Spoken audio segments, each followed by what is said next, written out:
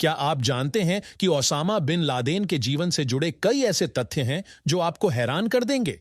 उनका जीवन संघर्ष और विवादों से भरा हुआ था। ओसामा बिन लादेन का जन्म 1957 में सऊदी अरब के रियाद में हुआ। उनका परिवार बहुत बड़ा था और उन्होंने एक समृद्ध बचपन बिताया। वह सौतेले भाई बहनों के साथ 50 से अधिक भाई बहनों में से एक था। इतने बड़े परिवार में रहकर भी वह हमेशा अलग से नजर आते थे। ओसामा के पिता मोहम्मद बिन लादेन एक धनी निर्माण व्यवसायी थे।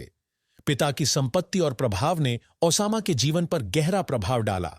ओसामा ने 1979 में सऊदी अरब के किंग अब्दुल-अजीज विश्वविद्यालय से स्नातक किया।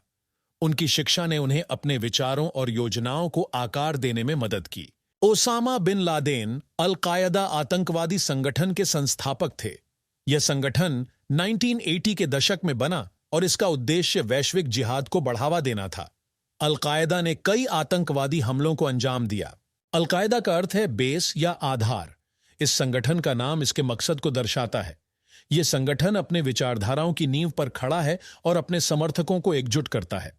बिन लादेन ने 1996 और 1998 में अमेरिका के खिलाफ फतवा जारी किया।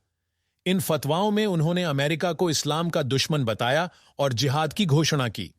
इससे दुनिया में आतंकवाद फैलने लगा। 11 सितंबर 2001 को अमेरिका में हुए आतंकवादी हमलों के पीछे ओसामा बिन लादेन का हाथ था। इन हमलों ने पूरी दुनिया को हिलाकर रख दिया। ये हमले बहुत ही विनाशकारी थे। हमलों में लगभग 3000 लोगों की मौत हुई थी। यह अमेरिका के इतिहास का सबसे बड़ा आतंकवादी हमला था। इस घटना ने अमेरिका और दुनिया भर में सुरक्षा के नए मानदंड स्थापित किए। अमेरिका ने 2001 में अफगानिस्तान पर हमला किया ताकि ओसामा बिन लादेन को पकड़ सके। 9/11 हमलों के बाद यह अमेरिका की प्रमुख प्राथमिकता बन गई थी। बिन लादेन लगभग एक दशक तक अमेरिकी सेना से छिपते रहे। उन्होंने अपने ठिकाने को बार बार बदलकर खुद को बचाए रखा और पकड़ में नहीं आए। अपने जीवन का अधिकांश समय बिन लादेन ने पहाड़ों और गुफाओं में बिताया। उन्होंने इन स्थानों को सुरक्षित शरण स्थल के रूप में इस्तेमाल किया। उनके पास करीब $100 मिलियन की संपत्ति थी। इस संपत्ति का उपयोग उन्होंने अपने आतंकवादी नेटवर्क को मजबूत करने के लिए किया। बिन लादेन कई बार शादी कर चुके थे और उनके कई बच्चे थे। उनका परिवार भी उनके जीवन का महत्वपूर्ण हिस्सा रहा। ओसामा बिन लादेन का अंतिम ठिकाना पाकिस्तान में था, जहां वह एक सुरक्षित घर में छिपा हुआ था। यह घर एबटाबाद शहर में स्थित था और उसकी सुरक्षा बेहद कड़ी थी।